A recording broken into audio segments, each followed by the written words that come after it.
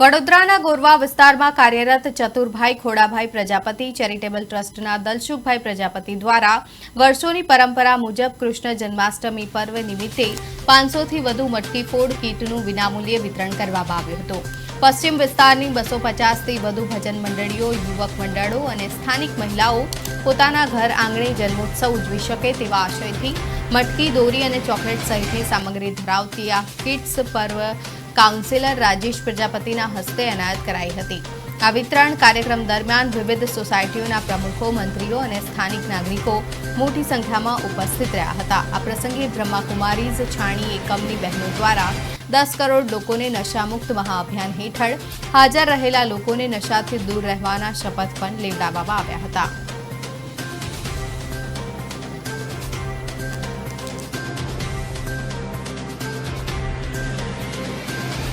आज यहाँ पे मटकी वितरण भी यहाँ चैरिटेबल ट्रस्ट के द्वारा हुआ है और यहीं पे इन्होंने हमारे लिए भी एक प्रोग्राम अरेंज किया है। एक्चुअली हम हैं ब्रह्मा कुमारी में से, तो मोदी जी ने हम लोगों को एक टारगेट दिया हुआ है कि अगस्त महीने के अंत तक 10 करोड़ आत्मा यानी कि जो भारतवासी है उनको हमें नशा मुक्ति का प्रतिज्ञा करवानी है, नशा मुक्ति के बारे में जागरूक करना है। तो हम स्कूल, कॉलेजेस और ऑफिसेज, जहाँ पे भी कॉर्पोरेट ऑफिस हो चाहे कहीं पे भी, हर एक जगह पे जा रहे हैं और सभी को इसके बारे में ज्ञान दे रहे, समझा रहे और बच्चों से और बड़ों से सभी से प्रतिज्ञा करवा रहे।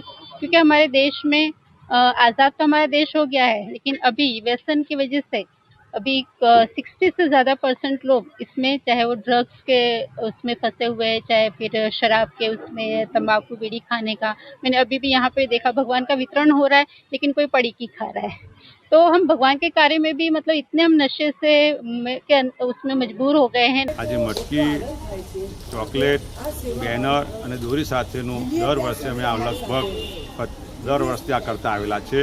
આ રીતે સૌ ભજન મંડળો, 250 ઉપરાંત મંડળોને અમે આ વિતરણ કરીએ છીએ। તેમજ સોસાયટીના આજુબાજુના રહીશો અને પ્રમુખ મંત્રીને અમે આ રીતે વિતરણમાં મટકી, ચોકલેટ, દોરી અને બેનર આપતા હોય છે। આ જન્માષ્ટમી મહોત્સવ જે ભગવાનનો જન્મદિવસ છે એ દરેક જગ્યાએ ઠેર ઠેર ભવ્યથી ઉજવાય અને આ મુખ્ય ઉદ્દેશ એ છે કે સત્યનો માર્ગ, ધર્મનો માર્ગ અને સાચી રીતે દરેક બહેનો ભાઈઓ જોડાય અને ખૂબ હસી ખુશીથી આ તહેવાર મસ્તીપૂર્વક જે ભગવાનનો તહેવાર છે એ ઉજવે અને સૌ સાથે એક થાય, એ માટે મુખ્ય ઉદ્દેશ છે।